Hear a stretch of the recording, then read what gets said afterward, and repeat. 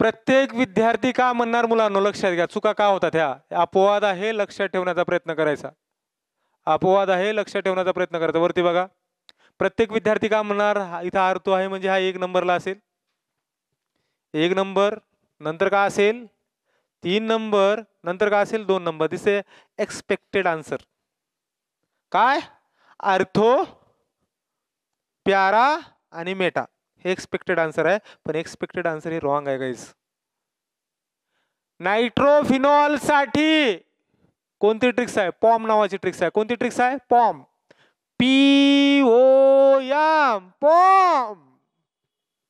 प्यारा सगळ्यात जास्त असतो म्हणजे 3 जास्त आहे, नंतर आहे अर्थो 1, नंतर आहे 2 पॉम.